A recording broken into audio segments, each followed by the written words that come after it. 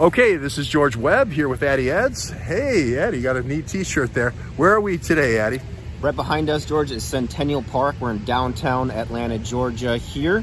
Very nearby is not only the Coca-Cola headquarters, not a Pepsi advertisement in sight since we've been here, but also one of George's nemesis and the defendant in the suit, Donnie O'Sullivan, as well as CNN headquarters. There's his employer right there, CNN.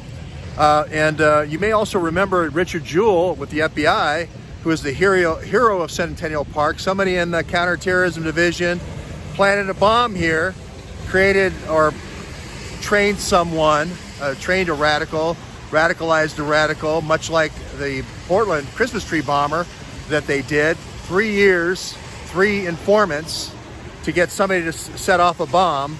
And of course they blamed Richard Jewell, the hero, who actually disrupted the thing. And his reputation was tarnished for the rest of his life because many people didn't believe that he was a good guy who stopped this, who stopped the deep state, would you say? Yeah, and he died young. He had a sort of a counterintelligence program against him. He was constantly dogged for the rest of his life. This is what the Peter Strzok's of the world do. They create the event through mullahs and training and so forth overseas. They then bring these people here.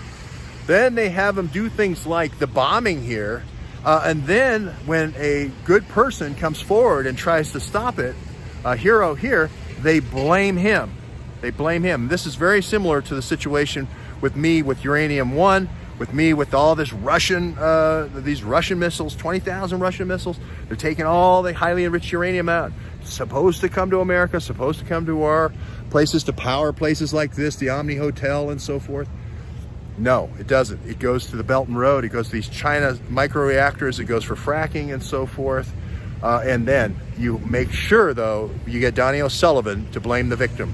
Blame the reporter that actually goes to tell the stories of the 20 whistleblowers that say is in Piketon, Ohio, that say, no, the uranium never got here. The uranium never got here. We just cleaned the tanks. The uranium never got here. So that's, so in a sense, I see a parallels between Richard Jewell and myself. Yeah, and you beat me to the punch on that, George, because I remember coming here a couple of years ago with my cousin on a trip and reading about it back when the Olympics were held here. And since then, it's become kind of a tourist memorial attraction for people visiting the city. But what happened was he was very good at his job. He detected a bomb before the bomb detonated. And like George said, he was under surveillance pretty much the rest of his life after that. For a long time, the FBI wouldn't retract the fact that he was innocent until they finally did it like 60 days later when it was too late after his life was ruined. And this is the power these people have. This is the Peter Strzok thing. You know, I can't say it enough. I know where this comes from. It's the same people with these blackberries, the same people who do Libya, Syria, Sudan, Yemen, the Iran nuclear deal. It's the same group that did, we're calling it Crossfire Serbia now for the 2020 election hack. And it's quite astounding and scary how much programming can be done. Eddie Bravo said if they can do this to the president, they can do this to anyone, right? I can't wear a red cap in my alma mater's campus or I'll get sucker punched. And right. That's programming, that right there. And yeah. they can do this to anyone. And that's what we're here for, is to dilute that control, dilute that power, decentralize it. We're trying to go boots on the ground with citizen journalists such as George Webb. And like right over there, you can see on the WeWork building right there, you can see the sign that says no police. Yeah, no police. We don't want any police. We want union. We want Peter Strzok to bring in NATO peacekeepers, or they're going to be called Kelly peacekeepers. The blue helmets. The blue helmets, but they're not. Not going to scare you Americans. It's going to say Kelly. They're going to be Kelly police officers. They're going to use these budgets to bring in foreign operatives to be your new policemen.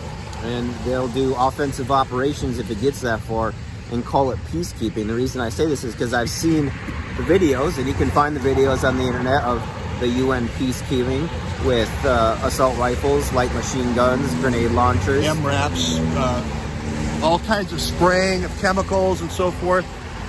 The secret of these covert operations are going to be these UN peacekeeping missions, and the Blackberries or whatever encrypted devices they were using. That's what These things last for 20 years. That's what keeps funding these things. The wars go 20 years. The blackberries go 20 years. The peacekeeping missions go 20 years. It's going to be the answer to the test. Well said, George. Answer the test. Going to be the answer to the test. Thank you very much.